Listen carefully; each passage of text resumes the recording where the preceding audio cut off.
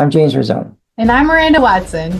We're the husband and wife writing team that created the military thriller Monroe Doctrine series and the military sci-fi series The Rise of the Republic. We have some additional content we'd like to share with you guys today, and we hope you'll find it informative and entertaining. We're planning to create more videos similar to this in the future. As always, please like, share, and subscribe. Now let's get started.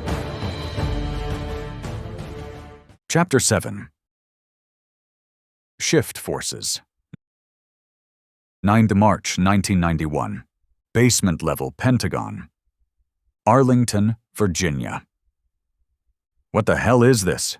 Bob Daly mumbled as he examined the morning satellite pictures. As he stared at the photos on his computer screen, he noticed the 10th Iraqi Armored Division moving south. He also noticed that the 49th Iraqi Infantry Division was moving north. "Hey, Cliff, you want to take a look at this? I think they're shifting forces around in the UAE. I'm surprised, the way the airstrikes have been hitting them, that they would be doing that," Daly said. "Let me take a look," Cliff, his supervisor, directed, walking over. He pulled his glasses down from the top of his head, leaning over Bob's shoulder. It sure appears that way. Now why would he be doing that? Pull a tank division down from the north and replace it with an infantry division." "I might have an idea," a voice behind Bob and Cliff said. They both turned. There stood Paige Harrison. She had recently come to work in the office, having completed her military service as an intelligence analyst at CENTCOM in Tampa, Florida. She was a graduate of the U.S. Naval Academy and had liked her time in the Navy, but wanted a more stable home life in order to start a family. After she found the right man, of course. "What's your idea, Paige?" Cliff asked. "Well, up north, what have we got for terrain? Mountains and a major city on the southern coast. Horrible tank country. I think he's moving that infantry division north to occupy Fujairah and Khor Fakkan. Moving his tank division south puts 3 tank divisions all in close proximity, with 2 up and 1 back where he thinks the main attack from us will come. And I'll bet he isn't far off the mark. Our tanks aren't going to attack through those mountains, and he knows it. Somebody smart is starting to look at his battle plans and he's making adjustments." "Paige, how long do you think it'll take him to complete the shift?" Daly asked. "Well, he's doing it at night, and it looks like he's covering 100 miles or more, so I figure his track vehicles travel somewhere around 35 miles per hour, so that would be what, a 3-4-hour road trip. Moving 2 full divisions, it'll probably take him a week to complete the move and another week to get positions prepared for the tank division. The infantry division has the same 100 miles to cover, plus another 30 miles over to the coast. But he won't have to worry about preparing positions. That will likely have been done by the unit he's replacing. Most likely he'll just move into the city and the beach obstacles that were already installed when the 1st Republican Guard divisions were operating in that area, so probably 2 weeks for him to be ready. I'd say probably by 1st or April, both would have been in position and completed their respective moves," Paige surmised. Cliff and Bob considered what she'd just said. They knew she was probably right. Finally, Cliff broke the silence. "Okay, you two write up what we're seeing, and our analysis that it appears the Iraqis are placing their forces in more advantageous defensive positions. I want you both to brief the Assistant SecDef this afternoon. I'll get it on his calendar." Chapter 8. Commence MCM Operations. 13th March 1991. USS Tripoli. Off Masira Island. The 10 minesweepers rode gently on the afternoon tide. It was so calm that the water looked like a mirror. All had dropped anchors in the 40-foot water earlier in the day. The skippers were directed to join the admiral on the USS Tripoli for a meeting of the mines. The 2 commands had been exercising for the past months in the vicinity of Masira Island, working out interoperability issues. It had been no secret where they were going to clear mines. Right now, they were just waiting on the order to proceed. The assembled skippers were in the wardroom of the Tripoli when the admiral walked in. The table was set for dinner, so they all assumed they'd be around for a meal on the helicopter assault carrier. "Attention! the first officer, seeing the Admiral, announced. "At ease, gentlemen. As you can tell, you all are joining me for dinner tonight. I figured we can make this a working meal while we go over some things before this next operation kicks off." The Admiral moved to the head of the table and motioned for everyone to take a seat. Once they were seated, he bowed his head and said grace. When he finished, the mess stewards entered and began serving. The conversations varied, but the 3 taboo subjects in the officers' mess were not discussed: sex, politics, or religion. Navy tradition considered these 3 subjects off-limits, as they would offend someone, and a lack of harmony aboard ship was not invited. As coffee was served and dishes cleared, the conversation died down, and then ceased. "Gentlemen, now that I've fed you the good food, it's time to serve you the bad news. As you all have heard, the Midway took 4 torpedoes. She's no longer in danger of sinking, but she's out of the war. They managed to limp her back to Salalah Port, where she'll be tied up until they can make the necessary repairs to get her seaworthy again. It was by the grace of God she didn't sink." One of her aviation fuel bladders erupted and nearly tore the guts of the ship apart. As it is, they suffered 390 killed in action and another 900+ injured. About a third of their aircraft were also damaged in the hangars from the fires. What's left of her air wing is now stuck, unable to rejoin the war as they can't take off from the ship when she's tied to the pier. The officers at the table all grumbled a bit. Some cursed softly to themselves. Most of them knew a friend or two on the Midway. She had a crew of more than 4,000. Losing the carrier meant they were going to be down a major capital ship until another one could get on station to take her place. The Admiral continued. "Beyond the news about the Midway, we've determined there are mines present in the strait on the north and south sides of the channel. This means the Iraqis have created a narrower channel for us to operate in than before the hostilities. In addition, it's estimated that between 1,000 and 2,000 mines have been laid by the Iraqi Navy, stretching from Kuwait to Saudi Arabia and along the north shore of the UAE. Our reconnaissance has assessed the mined area limits, as well as the type and number of mines. That isn't to say we've accounted for all the mines, however. We're looking at a combination of both magnetic and acoustic influence mines. The magnetic moored mines are Miam, Soviet M08, and Iraqi LUGM 145 mines.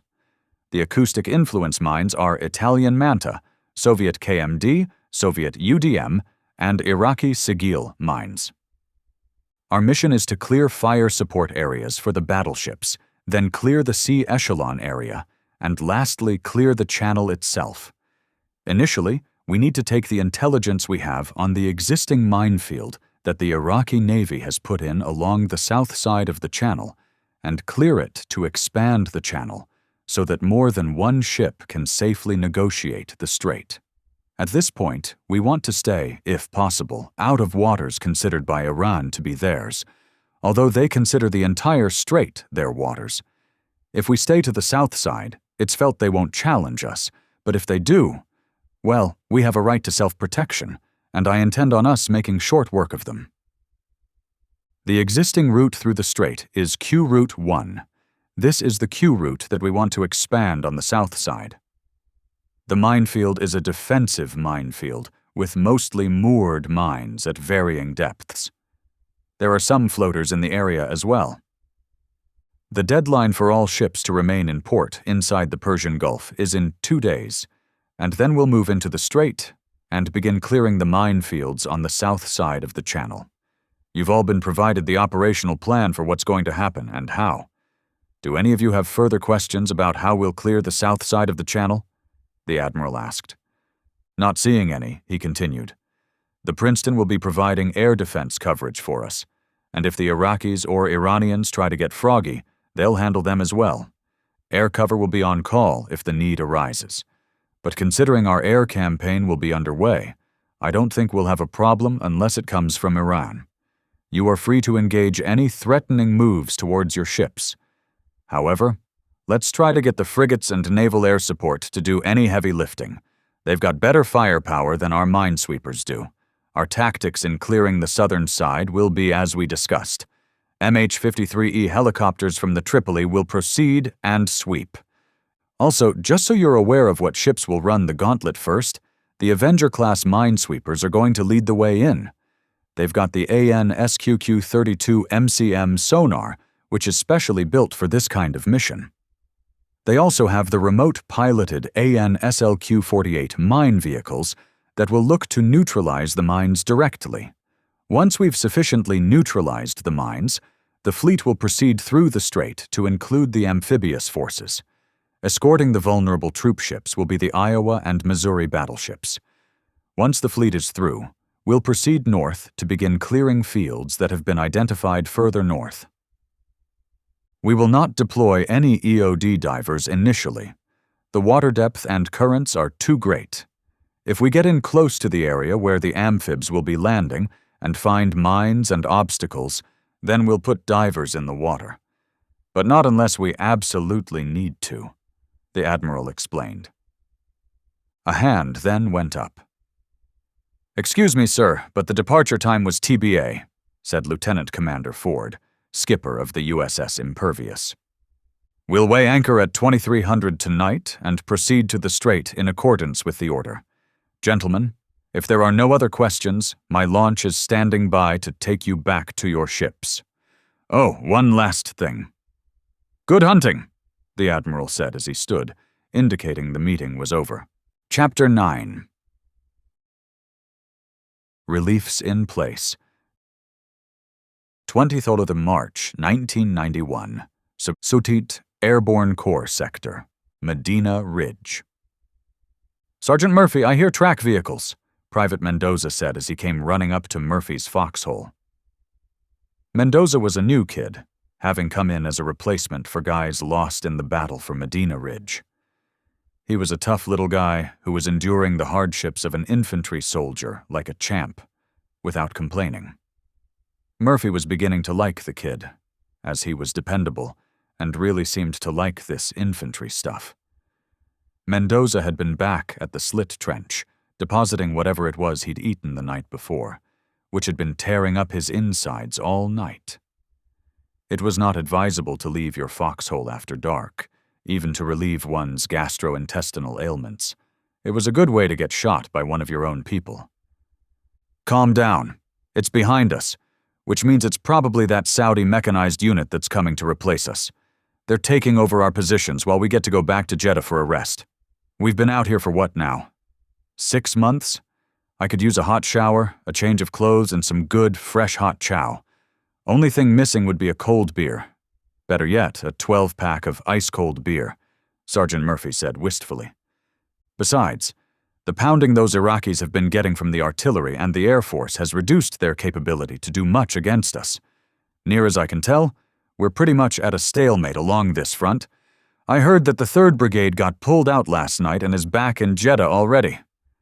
"They damn well better save some hot water for us," Murphy said, digging in his shirt pocket for a cigarette, a nasty habit he'd recently picked up. "You know, Sarge, you shouldn't smoke. It's bad for your health," Mendoza commented as Murphy lit another cigarette up. "Bad for my health? Mendoza, being out here for the past 6 months has been bad for my health. Eating this stuff someone calls food is bad for my health," Murphy countered, almost laughing. "How's your stomach this morning? I heard you last night." "I think I'm doing much better now. I was able to pay the slit trench a long visit. I think I may have cleared myself out." "We'll see," Mendoza replied, as he pulled out a plug of chewing tobacco and bit off a wad. "Lieutenant Ainsworth," Captain Bodine called out, approaching Ainsworth with another officer. "This is Captain Mohammed from the 1st Company, 1st Battalion, 45th Brigade. His company is taking over our positions. The official changeover is at 1300 hours today. At that time, you will withdraw your platoon to the company rally point. We will load trucks and pull back to Jeddah. Captain Mohammed is going to take you to one of his platoons, which you will then guide up to your positions. I want you to brief their platoon leader then as well. You have any questions?" Captain Bodine asked. The man looked exhausted, like he hadn't slept in a month. No, sir, Lieutenant Ainsworth said, as he extended his hand to Captain Mohammed. Captain Mohammed hesitated. He wasn't used to this familiarity in the Saudi army. Finally, he grabbed the outstretched hand and shook it. Come, we go, Mohammed said, as he walked towards a Toyota Land Cruiser. Ainsworth fell in behind him with a glance over his shoulder to Captain Bodine. The look on his face said it all. What the hell? Are these guys seriously riding around the front lines in a luxury Toyota Land Cruiser? Bodine just shrugged his shoulders and shook his head. Arriving at an assembly area for the Saudi unit, Ainsworth saw that they were using M60A1 tanks and M113 armored personnel carriers. Armored was a misnomer, as a 12.7mm round would pass right through the side and rattle around the interior of the M113, injuring or killing everyone in it. It would, however, offer some protection from small arms to those inside the vehicle. Judging by the looks of them, they'd equipped the tracks with an M2 Browning .50 caliber machine gun. When the Toyota came to a stop, another Saudi officer ran up to open the door for Captain Mohammed. As Captain Mohammed got out, he motioned for Ainsworth to follow him. Captain Mohammed said something Ainsworth couldn't understand to the officer, and then walked off, leaving the young Saudi officer standing there with him. Glad to meet you too, Captain, Ainsworth said under his breath.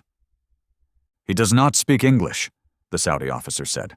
I am Lieutenant Mohammed, platoon leader. With a look of surprise, Ainsworth asked, Is he your father or something? The lieutenant chuckled. No, Mohammed is like Smith in your country. Very popular name in the Middle East. Well, I'm Ainsworth. Your English is pretty good, by the way. Thank you. I went to university in Virginia. Maybe you heard of it. VMI, Mohammed said with a bit of pride. Oh yeah, I've heard of it. I'm a Citadel graduate. Ever heard of it? Ainsworth asked. Yes, we used to kick your ass in football, Mohammed said with a grin. You wish, Ainsworth retorted, and they both started to chuckle. After a moment, Ainsworth dug out his map and placed it on the hood of the Toyota. Let me show you my sector that you'll be taking over. Ainsworth proceeded to run his hands over the map to flatten it out better. Mohammed did the same with his own map. They discussed the mission, the enemy he'd be facing, the terrain, and time, with Ainsworth trying to give his Saudi counterpart as much detailed information as he could. He paused a few times to let his new friend ask a question or to pose one to him to make sure he was following along. It was a lot of information he was providing. He covered obstacles they'd emplaced as well as obstacles and defensive positions the Iraqi forces had built up. Because Ainsworth was light infantry and Mohammed was mechanized, the terrain would be viewed differently when positioning the Saudi forces. Mohammed wanted his track vehicles where they could support the dismounted infantry. That made sense, but it was going to be very restrictive terrain. Ainsworth had taken advantage of that, but what worked as an advantage to his light infantry was actually a hindrance to Mohammed and their unit. It was clear the Saudis would have to choose his positions different from Ainsworth. We're running out of time, so why don't I just ride back with you and your platoon, and I can walk the ground with you and get my people moving, Ainsworth suggested. Sounds good, Mohammed said, raising his right arm and rotating it. Immediately, a group of 5 M113 started their engines, and soldiers that had been outside started loading. Come, that is my track, Mohammed said, pointing at an M113 with no one behind the .50 cal. Upon entering, Ainsworth found that the track had been modified slightly with a bench, so 2 people could stand in the open hatch behind the .50 cal weapon. Putting on the TC helmet, Mohammed said something, and the vehicle lurched forward, almost tossing Ainsworth back into the cargo area. Arriving to the rear of Ainsworth's platoon's position, the M113 tracks came to a halt behind a low rise, so they weren't visible to the Iraqi OPLPs. Initially, Ainsworth and Mohammed moved forward in a crouch walk to each position, and Ainsworth allowed the soldiers to brief Mohammed on their fighting position. Each was dug down with a grenade sump and frontal cover. They were well camouflaged and had some form of overhead cover. The soldiers took great pleasure in explaining their sectors of fire and how they interlocked with the positions on the right and left. Range markers were pointed out for the fan of their coverage area, dead space in front of their positions, and final protective fire stakes.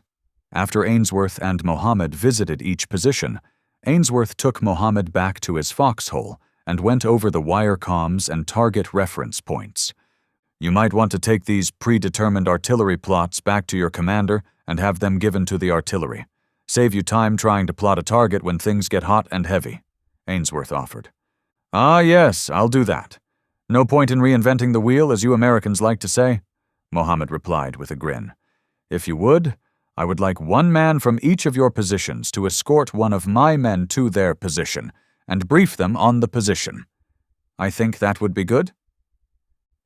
Yes, we can do that, but Mohammed, none of my men speak Arabic, Ainsworth explained.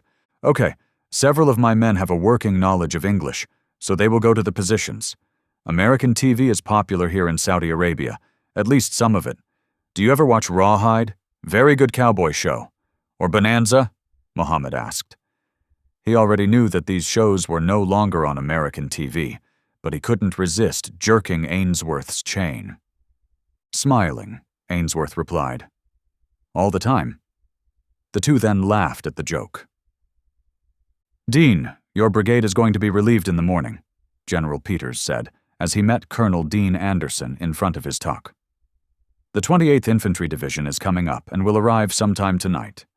They're a National Guard division, but have been in Jeddah for a month now, training pretty hard in desert operations. I must say, I'm pleased with what I've seen and the reports I'm getting. That's good to know. What's our next mission going to be?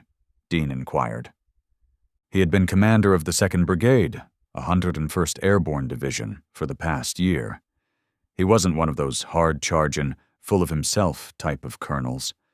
Rather, he was one of those quiet, thinking types. Sometimes his staff wished he would demonstrate some bravado, or at least bite the subordinate commanders in the ass now and then. He used his XO as the bulldog with the battalion commanders. I've been thinking about that. We're going to put you in an assembly area for now. Let you rest up a bit, get some good chow, some sleep and downtime. I want you guys to pull some maintenance and rearm. Then we're going to have you go out and do what you do best, air assault.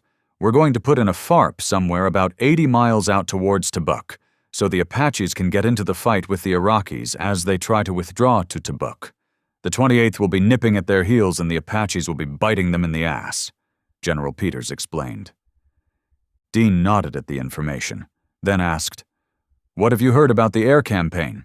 We see them flying every day, and from the looks of the contrails, exploding aircraft and parachutes, I'd say it's a wild dogfight up there. We've recovered 4 of our pilots and about a dozen Iraqi pilots. Yeah, it's been a real furball up there.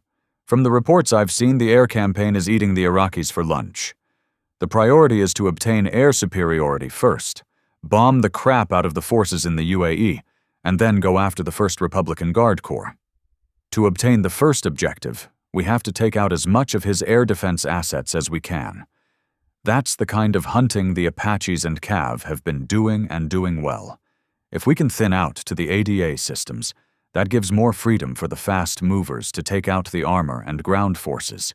If we can reduce the enemy's will to fight and end this war sooner, then I'm all for that. We've lost enough soldiers already. I don't even want to think about what it's going to be like once we look to push these guys back to their own borders. Colonel, you wanted to see me? Lieutenant Colonel Gooderjohn asked as he entered Colonel Warren's office. The 29th Division had been sitting on the outskirts of Yanbu, Saudi Arabia, for the past month, training in desert operations. They were tired of training and wanted to get on with the mission. Waiting was always the hardest part of war, especially as the time for the fighting drew nearer. Yeah, Gooderjohn, Warren said as he stood and walked over to the map hanging on the wall of his office. Tomorrow you're to move your battalion and head to the town of Al-Ais. The 101st is operating a FARP out of there, so the road is well marked. Auchitz will pick up your track vehicles at 0600 in the morning. I'm designating you to be the lead element for the brigade. Our brigade is also going to be the lead for the division. Somewhere around Muraba, you'll dismount your tracks and will be joined by the rest of the brigade. From there, we're relieving the 1st Brigade of the 101st Airborne. We have a be prepared to attack north order to seize an objective in the vicinity of Shwikuk. Colonel Warren paused for a moment to point to a few areas on the map before continuing. It's going to be a narrow avenue of advance. 101st attack helicopters will be out front, clearing a path for you as much as they can. Once we get out of this rough terrain, we get onto some open ground with the 28th on our right flank, and it's on to Tabuk.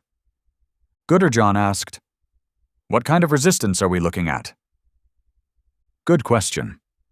Intelligence says we're likely to be facing a division. The 2nd Iraqi Army Division, to be precise. Near as we can tell, they haven't been touched yet in the war, so we can expect a fight going into there. Any other questions? Colonel Warren asked. Just one. When can I expect an operations order for this, sir? The S3 will publish an order tomorrow, and we'll have an orders brief once we all close on Muraba. The 3rd Battalion, 327th Infantry, is securing that area now. They had a pretty good fight up there a couple of months ago, but it's been quiet for the past week, Warren stated. If you have no other questions, I'll see you in Muraba, he concluded, a serious look on his face. Chapter 10. Air Raid. 1st April 1991. Prince Sultan Airfield. Riyadh, Saudi Arabia. Lying in bed, Major Ali Hassad had fallen into one of those dream states that felt as real as life itself. He was back home in Baghdad with his wife. They had only been married a year when the invasion had taken place, so this separation so early in their marriage was particularly tough on him. His wife was the most beautiful woman he had ever seen. As a young man, he had prided himself on his sexual conquests. But then he had met her, and she was something else. Her long, dark hair and deep brown eyes could hold his stare. Only when she broke eye contact could his eyes drift down and draw in her firm breasts above her tight stomach. Naked, she had full control over him, and he liked that. Her lips. Ring, ring, ring. The phone broke into his dream, much to his displeasure. Groggily, he reached for the hand receiver. Hassad here, he mumbled. Major, this is Sergeant Abu. You need to come to the center, please. It's urgent. Why, what is the matter? What time is it? He asked as he swung his legs out of bed and ran his hand through his hair. Looking out the window, he could see it was still dark, so it was obviously early. Sir, it is 0300. But sir, we have multiple American aircraft on our screen. I have never seen this many aircraft at one time. You must come, Sergeant Abu insisted. Major Hassad's eyes were fully open now. He stood, reaching over and turning the faucet on in the sink. He needed to splash some water on his face to wake himself up. All right, I'm on my way in. Have you notified the air defense batteries and the fighter command? Hassad asked. We have, sir, Abu indicated. All right, I will be right over, Hassad said, and then placed the receiver in the cradle. What the hell could this be? He thought as he dressed quickly. Since seizing the Central Air Defense Center at Prince Sultan Airfield outside of Riyadh, the Iraqis had learned to operate the Saudi systems as well as their own. The two systems were not compatible for integration, as the Saudi system was a Western system and the Iraqi system was Soviet. In addition, the Iraqi Air Force had destroyed most of the Saudi radar equipment during the initial seizure. They had managed to jury-rig the Hawk anti-aircraft missiles that they had captured well enough to fire them, but not very effectively. The Iraqi SA-6s with the Corps were a dangerous weapon, and the SA-9s at the regiment level were also troublesome. The Soviets had also provided some new SA-300 anti-aircraft, known as the SA-10 Grumble by NATO forces. This was the most sophisticated anti-aircraft weapon in the AOR and was causing the Americans more than a little angst. Arriving in Saudi, Hassad had been busy running the Air Defense Center at Prince Sultan. Thankfully, the pace was nothing that would stress one out, but it was certainly busy. The general pattern of activity was that a flight of Iraqi aircraft would enter the AO, and, as anticipated, American fighters would come up to meet them. Occasionally, a flight of American aircraft would enter the AO on a bombing run. Typically, they'd be F-111s flying out of Egypt or B-52s out of Diego Garcia. What he enjoyed about this particular job was how much visibility he had when it came to pending attacks. The flights of B-52s were easy to spot, while the F-111s could be trickier depending on whether they tried to approach via nap of the Earth or high altitude, like the big lumbering bombers. Knowing what was headed towards him also gave him a chance of organizing some sort of defense prior to their arrival. The job of manning this air defense center had also become boring. Sure, when a raid by American aircraft was inbound, there were moments of excitement, scrambling MiG-25s. Soon, he'd be scrambling the vaunted MiG-31s if the Soviets actually let them. In light of the massive aerial battles taking place across the desert skies, Major Hassad had heard several of his Soviet advisors talking about how a squadron of MiG-31 Foxhounds might join the MiG-25's already flying intercept missions. Hassad knew the Soviets weren't helping his nation out of the goodness of their hearts. They were using this war as a means of testing their equipment against the American and European militaries. Entering the command center, Major Hassad scanned the radar screens and could not comprehend what he was seeing. All 5 screens were almost a solid, bright green for all the aircraft reflected on the screen. Each screen covered a different sector of the AO. One covered western Saudi Arabia, one southern Saudi Arabia and Oman, as well as the UAE, one eastern Saudi and Qatar, one the Persian Gulf, and one Kuwait. Coverage of Iraq proper was located in Baghdad and partially Kuwait. "Sir, we have alerted all the batteries," Sergeant Abu, the senior sergeant manning the night shift, reported. "Some have reported that their radars were destroyed as soon as they turned them on. Some are afraid to turn their radars on as the Americans are taking them out within minutes. Every command is reporting they are under attack. Right now it appears the enemy is concentrating their air raids against our forces in the UAE and in the West against the 2nd Republican Guard Corps and 2 Iraqi Corps." Sergeant Abu paused for a moment.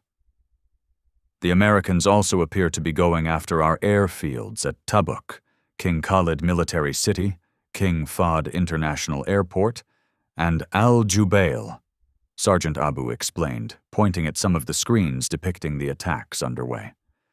"Have there been any attacks against the 1st Republican Guard Corps?" Hassad asked. "No, not yet.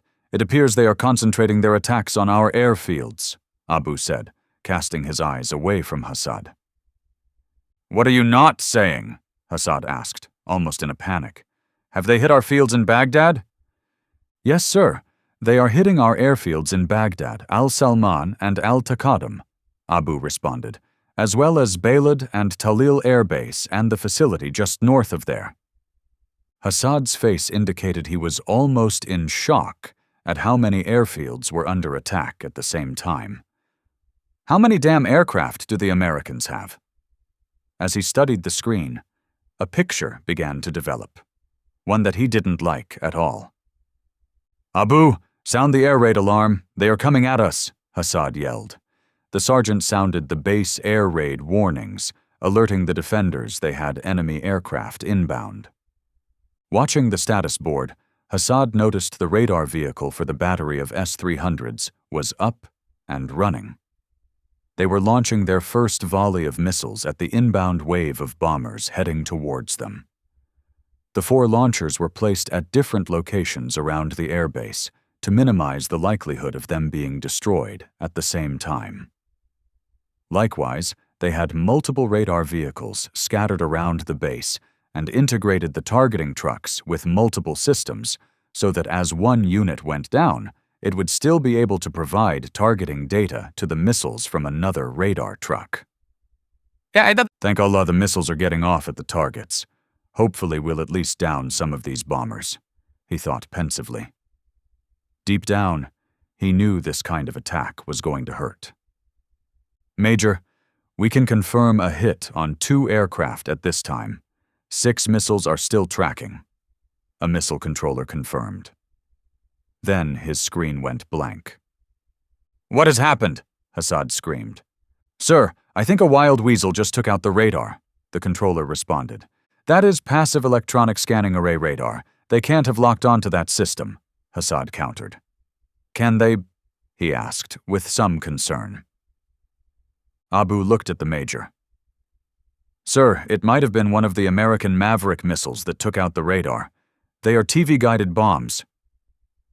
He didn't finish his comment, as a loud explosion overwhelmed the center, throwing everyone to the floor with a concussion wave that rained dust on everything. Several screens flickered as sparks cascaded out of one of the consoles. Regaining his footing, Hassad called out, Quick, get a fire extinguisher on that console. Is everyone all right? No one had time to answer before the next explosion went off. Luckily, it wasn't as close as the first. Then several explosions rocked the base. Hassad was thankful that the center he was in was part of a hardened building. It was partially underground and covered with 3 feet of dirt on top and along the sides. As the sound of the bombs died down, Hassad tried to regain control of the situation. Sergeant Abu, do we have a status report from the fighter squadrons? How many got off before they were hit? Sir, those reports have not come in as yet. As soon as I receive them, I will get them to you, the sergeant said, not really wanting to be the one to compile those reports and hand them to the major. The messengers of bad news tended to bear the brunt of their superior's anger. Chapter 11. Air Surge. 1st April 1991. Flying over Iraq. 415th Tactical Fighter Squadron. Lieutenant Colonel David Goldie Goldfine checked his instruments one more time. Approaching Baghdad was both exciting and terrifying at the same time. So far, no one knew he was coming, and he hoped it stayed that way. The city wasn't lighting up with anti-aircraft fire. Neither was it exercising blackout procedures. He was detecting the occasional search radars, but it didn't appear they had turned on their ground radars to actively look for any possible air threats as of yet, which meant they had no clue he was here, and that was a damn good thing as far as he was concerned. As the squadron commander for the 415th, he'd taken the most risky and dangerous mission his unit had been assigned. It wasn't that he didn't trust his other pilots. They were all extremely talented and very good. You had to be if you wanted to be a part of the stealth program. He just didn't want to ask his flyers to do a mission that he himself wouldn't do. Like his father before him, he learned from his dad that a good leader led from the front and not from the rear. His father had served from 1949 until 1982, having retired an 06 colonel. He'd flown combat missions in Korea and Vietnam. Tonight's target was a tough one. His squadron would be carrying out attacks all across Baghdad. They were going after the command and control nodes, looking to eliminate the leadership's ability to communicate with their subordinate commands. His mission was to drop a 2,000-pound laser-guided GBU-27 paveway thrid right through the roof of a command and control bunker the Defense Intelligence Agency had identified. This particular building was supposed to be responsible for coordinating the air defense response for the capital district. His second paveway was earmarked for Al-Zakara Palace, also in downtown Baghdad. This building housed the Council of Ministers.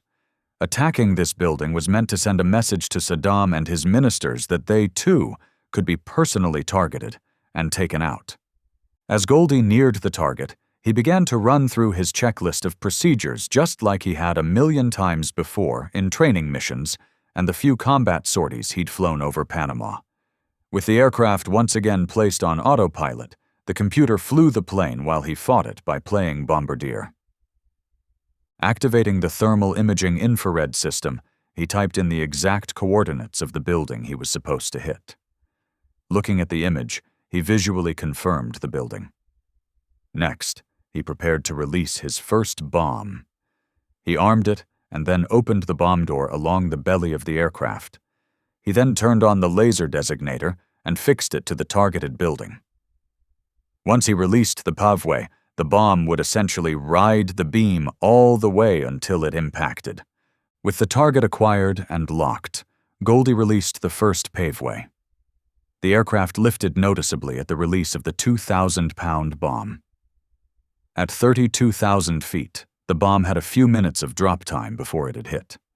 Right now, his only responsibility was to make sure the laser designator stayed pointed at the right building.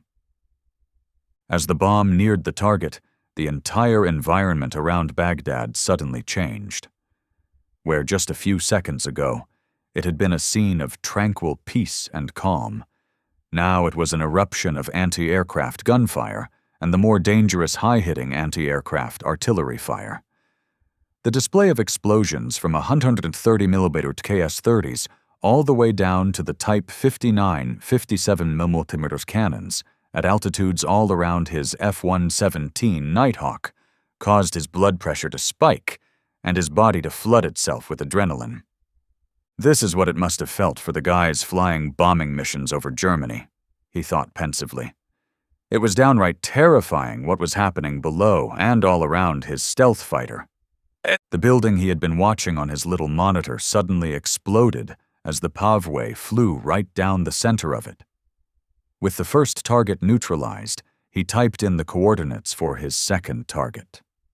This one was also located in downtown Baghdad, the famous Al-Zaqra Palace, whose exterior was reminiscent of an ancient ziggurat, the birthplace of Abraham. The Iraqis used this building as their cabinet building, so it housed the most influential and important people in the Ba'ath Party. Sending a 2,000-pound bomb through the center of this building was meant to send a message to the regime that they could be next. With the laser designator locked on the top of the building, Goldie released his second and final paveway laser-guided bomb. The aircraft again felt noticeably lighter with the final bomb released.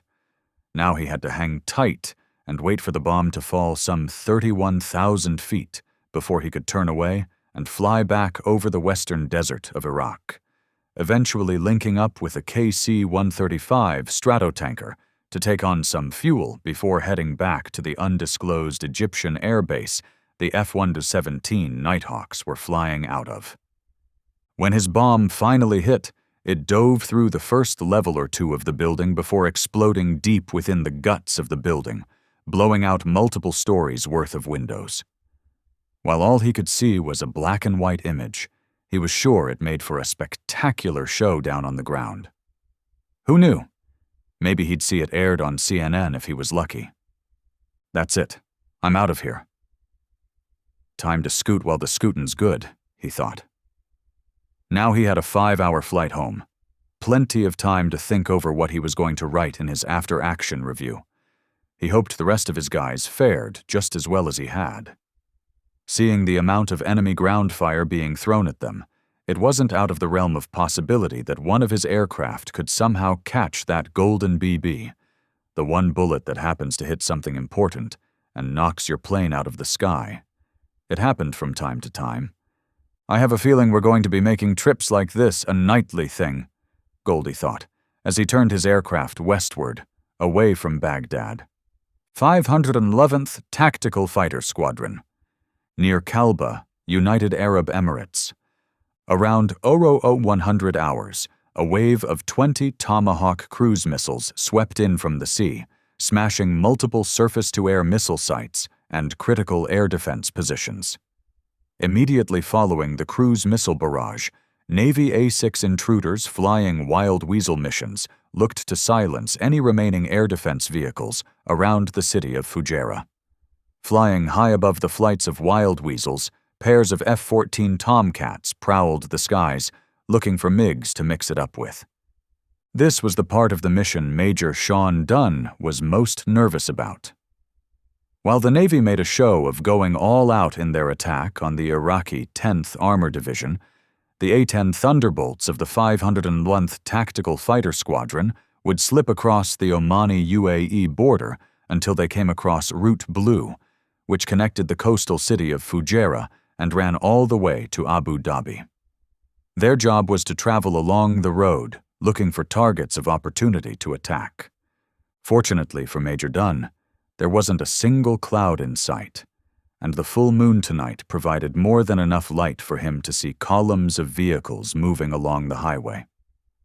Why columns of tanks and other armored vehicles were pulling back from the coastal city of Fujairah to Abu Dhabi was unknown to him. But right now, it created the opportunity of a lifetime for the flight of 4 A-10s. Having approached the highway from an altitude of 14,000 feet, they hadn't been spotted yet by the enemy vehicles or any mobile air defense vehicles traveling with them. It was highly likely the mobile AA vehicles were traveling with their radars off to avoid attracting attention from the nearby wild weasel prowling over Fujairah. Major Dunn let his flightmates know he was going to swoop in first, instructing each of them to follow each other down the highway, one after the other. The 4 of them would tear this column apart. He'd start the attack by engaging the enemy armor with his 4 Maverick missiles. Once he'd expended those, he'd swoop down and deploy his cluster munitions across the column, along the highway, before breaking away to circle back around and re-enter the stack of aircraft, then wait for his turn to make a gun run.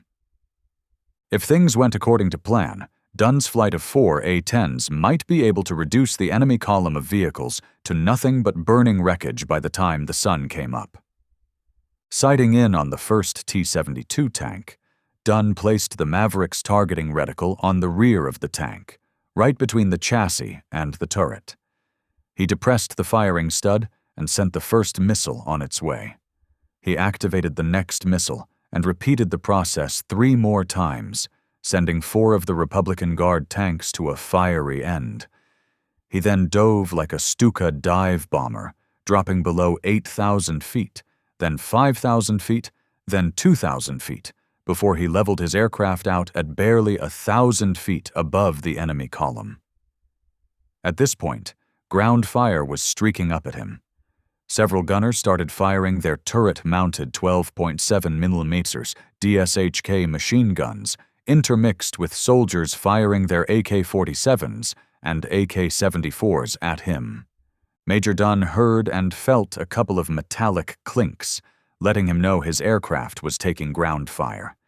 He depressed the firing stud, releasing the first pair of CBU cluster munitions across the enemy vehicles.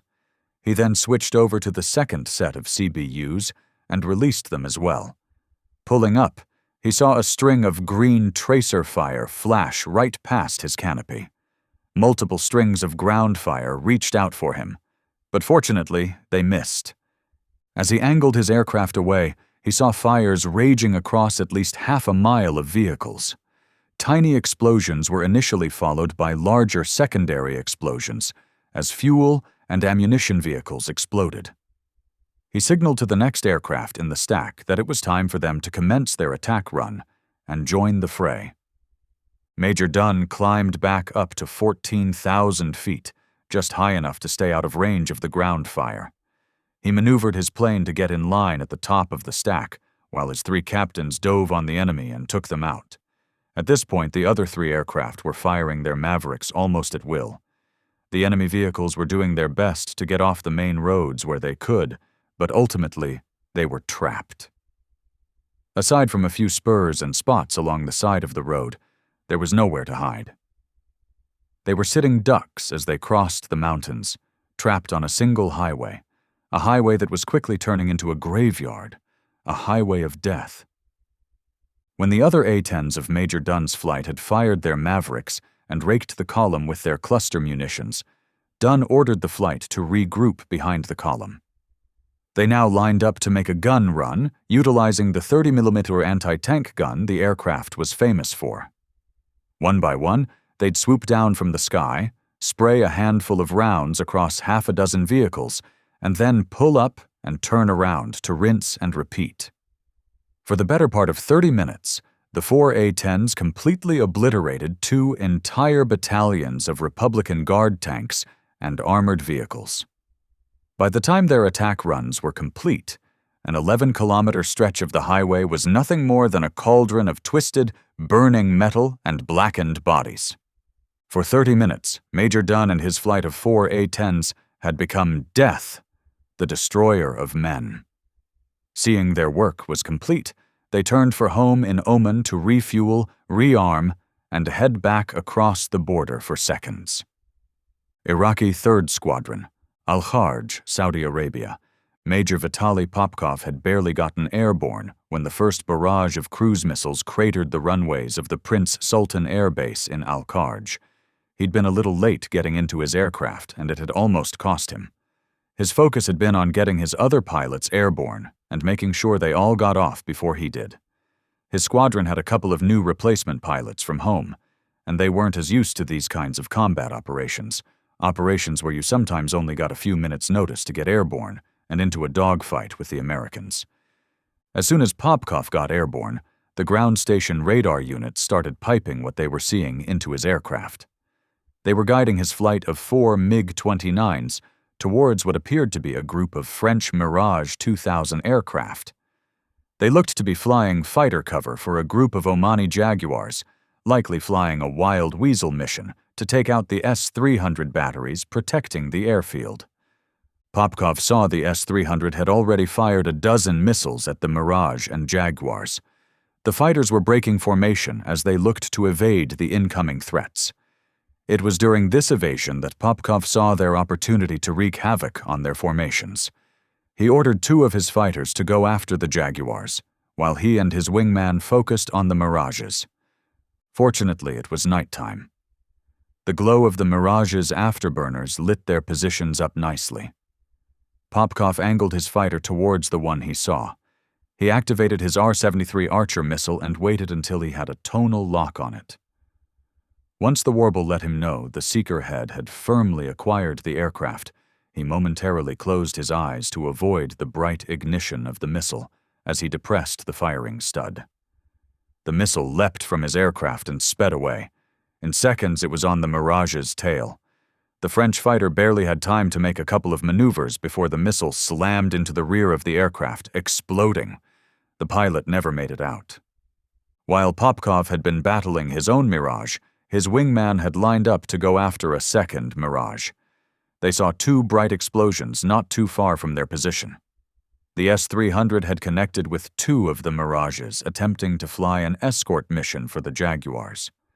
One of the Wild Weasel Jaguars exploded from another missile. Then 2 more went down from Popkov's pilots. Another Mirage exploded when Popkov's wingman's R-73 connected with its prey. At this point, the remaining 2 Mirages and 3 Jaguars broke contact and headed back towards Jeddah, where they had come from. The French had lost 4 Mirages and 5 Jaguars in the attack against the Prince Sultan Air Base. As the Soviet mercenary pilots were celebrating their aerial victories, the ground station's radar they'd been leveraging went offline. Then the air base's primary search radar went offline. Turning his aircraft slightly, Popkov got a good view of the airbase. What he saw caused his heart to skip a beat, then sink in despair. Bright flashes of explosions and towering flames, some reaching hundreds of meters into the sky, greeted them. The airport was being pummeled by something even they couldn't stop. Cruise missiles. They'd fought valiantly and turned back an enemy air attack only to be outdone by wave after wave of cruise missiles. The audio warning in his headset caused him to check his fuel gauge. He saw he had close to half a tank. A quick chat with the other aircraft revealed the same fuel status on their tanks. Under normal circumstances, they'd stay aloft over the area and look for more aircraft to engage. But seeing that their home had been thoroughly destroyed, They now had to start thinking about where to land. Turning to head north, Popkov told his pilots they would head for King Khalid Military City Airport and look to land there. Then they'd see what their next mission would be. 802nd Bombardment Squadron, Al Hofuf, Saudi Arabia. To say Captain Ian Maser was nervous about this mission would be an understatement. In his 6 years with the Air Force, the entirety of which he'd spent in SAC, or Strategic Air Command, he'd trained on the B-52G bomber to penetrate Soviet airspace and deliver nuclear weapons through one of the toughest defended airspaces in the world. None of that compared to the pucker factor he was feeling right now as their squadron prepared to deliver the largest display of aerial might since the Arc-Light bombing missions of the Vietnam War.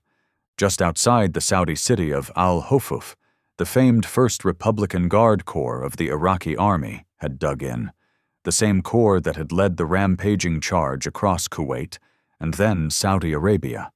During the last number of months, the Corps had built a massive integrated defensive line designed to prevent the coalition forces from dislodging them and forcing them out of Saudi Arabia. It had also created the perfect opportunity for the U.S. Air Force to leverage its awesome bombing power to demonstrate why such defensive positions were utterly useless in an age when air power alone could pulverize such a position. Flying ahead of their bombers were a force of wild weasels, electronic warfare aircraft, and F-15 Eagles, and a wave of Tomahawk cruise missiles. Still, despite that awesome display of aerial might flying ahead of them, the biggest threat they had to deal with came in the form of the venerable S-300 SAMs and the 2 squadrons of MiG-25 Foxbats the Iraqis and their Soviet advisors had been flying. The MiGs had already shot down several B-52s in the prior months, along with a couple of E-3 Sentry AWACS planes. It was the job of their F-15C escorts to keep the Foxbats off their backs should they show up. "Geez, would you look at that?"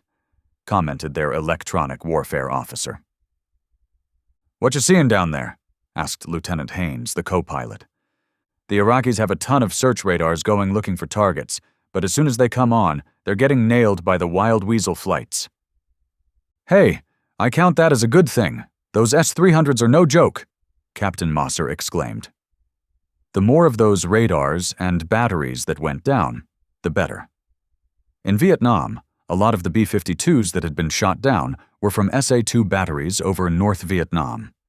They flew on for another half hour in relative peace. The battles raging below them were largely keeping them safe. The few S-300 batteries that hadn't been destroyed by the initial cruise missile barrage were being wiped out by the relentless Wild Weasel missions. The initial onslaught of cruise missiles targeting the Iraqi air bases had succeeded in blunting their ability to get fighters airborne. None of the Foxbat squadrons were airborne before they were destroyed on the ground. The few MiG-29 squadrons that had gotten airborne were mostly over central Saudi Arabia, not close enough to intervene along the coastal areas where the B-52s were about to strike.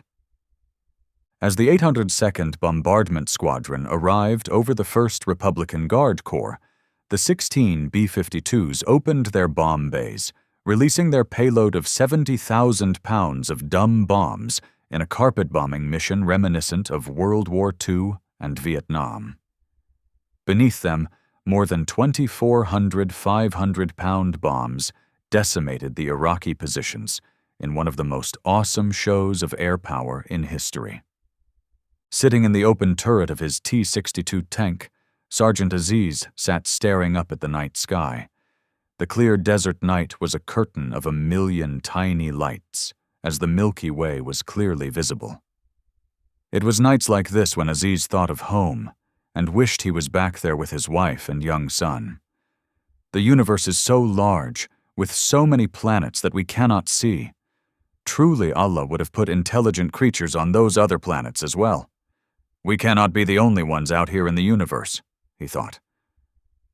As he stared up, he noticed that an occasional star he was watching would blank out for just a second or so. Strange, he thought. Then he heard the sound of a screaming siren. The first bomb impacted about 400 yards from him and blew him off the top of the tank. The second bomb landed at about 350 feet. The sound was deafening. Another explosion erupted closer, knocking him back to the ground just as he had tried to get up. Then he heard another noise, only this one sounded like it was being aimed right for him. He looked up. He couldn't see anything directly, but he knew in that instant that a bomb was going to land very close to him. He said a silent prayer for his family and closed his eyes. He heard an explosion and felt a wave of heat wash over his body. And then he felt nothing. Nothing at all. Thank you for watching our video. If you enjoyed it, don't forget to like, subscribe, and hit the notification bell so you'll never miss another video. In the meantime, we have plenty of reading material to keep you busy. You can find it all on our website, frontlinepublishinginc.com.